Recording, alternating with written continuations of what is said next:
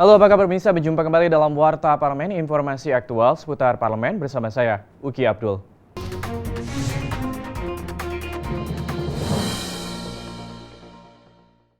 Warta Parlemen kita awali dengan informasi dari Komisi 9 DPR RI.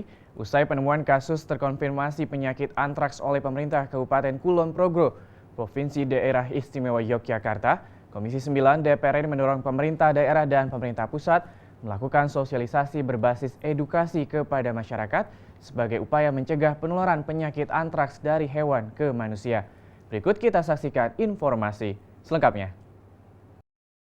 Ditemui usai rapat dengan pendapat dengan pemerintah Kabupaten Kulon Progo, Dinas Kesehatan Yogyakarta dan jajarannya, serta Direktur Utama Rumah Sakit Umum Daerah Wates dan jajarannya, anggota Komisi 9 DPR RI Oki Asokawati mendukung sosialisasi berbasis edukasi mengenai perawatan intensif kesehatan hewan ternak hingga pemilihan daging sehat untuk konsumsi. Oki juga mengapresiasi langkah pemerintah Kabupaten Kulon Progo yang telah melakukan koordinasi lintas instansi dan lembaga dalam menangani dan mencegah penyebaran bakteri antraks. Ia meminta agar pemerintah menyortir lebih cermat berbagai daging impor yang masuk ke Indonesia. Masalah kesehatan di Republik ini adalah tanggung jawab lintas sektoral. Seperti kita ketahui bersama, misalnya untuk antraks saja, yang terkena adalah manusia. Yang sakit nanti menjadi tanggung jawab Kementerian Kesehatan. Tapi penyebabnya itu ada dari hewan. Yang mana hewan ini adalah menjadi tanggung jawab dari Kementerian Pertanian. Artinya memang masalah kesehatan adalah lintas sektoral. Kita sudah punya Menko Pemberdayaan Manusia dan Kebudayaan. Mungkin Bu Menko PMK bisa mengkoordinir begitu beberapa kementerian di bawahnya agar bisa meningkatkan kesejahteraan keluarga. Direktur Utama Rumah Sakit Umum Daerah Wates, Dr. Lis Indriati, menghimbau kepada masyarakat setempat agar tidak resah dalam menghadapi penyebaran penyakit antraks. Lis mendorong masyarakat untuk lebih membudayakan perilaku hidup sehat dan bagi para peternak disarankan untuk melakukan monitoring secara rutin terkait kesehatan hewan ternak masing-masing. Penyebarannya lewat kulit, artinya kontak langsung dengan kulit, kemudian lewat pencernakan itu dari daging atau yang dimakan daging yang ada sporanya antrak, kemudian tidak dimasak dengan baik, tidak sempurna, maka masuk ke pencernakan manusia. Spora dari antrak ini memang bertahan lama di tanah, ini bisa masuk terhirup oleh manusia yang kemudian bisa menyebabkan penyakit antrak lewat paru-paru. Dari Kulon Progo, Yogyakarta, Kori Elisabeti, TVR Parlemen, laporkan. Kita balik ke informasi dari Komisi 6 DPR RI menanggapi berbagai persoalan perdagangan ekspor impor bahan baku dan pengendalian harga bahan pokok di pasaran. Komisi 6 DPR RI meminta Kementerian Perdagangan Republik Indonesia untuk mengimplementasikan Peraturan Presiden Nomor 71 Tahun 2015 dalam mengambil kebijakan perdagangan dalam dan luar negeri. Kita saksikan informasi selengkapnya. Komisi 6 DPR RI menggelar rapat kerja dengan Menteri Perdagangan Enggar Tias Tolukita beserta jajarannya di Kompleks Parlemen Senayan, Jakarta baru-baru ini. Anggota Komisi 6 DPR RI Nasril Bahar mengatakan Kementerian Perdagangan sebagai leading sektor harus mampu menyelesaikan persoalan yang menyangkut hajat hidup orang banyak, yaitu harga kebutuhan bahan pokok dan ketersediaan bahan baku di pasaran dengan berpedoman kepada Perpres Nomor 71 Tahun 2015. Seluruh jajaran kementerian harus menjalankan apa yang sudah diarahkan oleh Presiden tersebut agar ketersediaan dan stabilitas harga bahan pokok dapat terwujud. Hajat hidup orang banyak hal yang menyangkut persoalan kebutuhan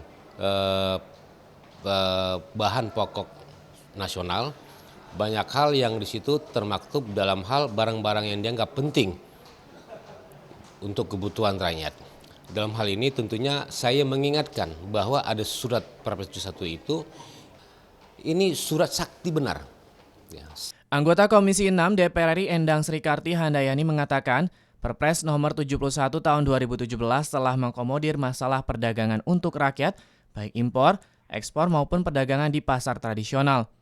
Endang Srikarti menambahkan kedepannya Kementerian Perdagangan harus mampu menjawab tantangan dan perkembangan perdagangan dengan mempermudah proses izin impor di Indonesia. mengakomodir apa yang diharapkan ya untuk rakyat, khususnya perdagangan baik itu impor dan ekspor ya, baik itu pasar tradisional ya, juga termasuk impor ya bahan baku yang tidak ada ya, bagaimana memberikan suatu kebijakan ya. Dan saya apresiasi sekali ya dengan ketentuan-ketentuan yang ada peraturan itu dilaksanakan oleh Kementerian Perdagangan. Adanya ya yang namanya KITE ya, kemudahan untuk impor bahan baku yang tidak ada di Indonesia ya.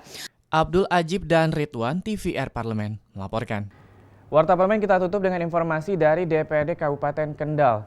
Dewan Perwakilan Rakyat Daerah Kabupaten Kendal menggali masukan terkait tugas dan juga fungsi BAMUS DPR RI sebagai bahan perbandingan dan perbaikan kinerja BAMUS DPRD. Kita saksikan informasi selengkapnya. Pelaksana tugas Sekretaris Jenderal DPR RI Ahmad Junet menerima kunjungan rombongan DPRD Kabupaten Kendal di Gedung DPR RI Senayan, Jakarta baru-baru ini. Ditemui usai acara tersebut, PLT Sekjen DPR RI Ahmad Junet mengatakan DPRD Kabupaten Kendal ingin menggali masukan terkait tugas dan fungsi Badan Musyawarah atau BAMUS DPR RI untuk diimplementasikan di lingkungan DPRD. Ahmad Junet menjelaskan tugas BAMUS yang utama adalah mengatur jadwal-jadwal rapat anggota Dewan.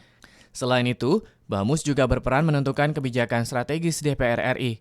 Badan musyawarah dan juga khususnya adalah berkaitan dengan masalah penyusunan agenda rapat-rapat DPR. Dan ini sudah saya sampaikan bahwa memang salah satu tugas BAMUS itu adalah menyusun agenda rapat-rapat DPRD. Namun juga kami sampaikan bahwa tugas BAMUS yang penting juga adalah untuk menentukan kebijakan-kebijakan yang strategis untuk DPRD.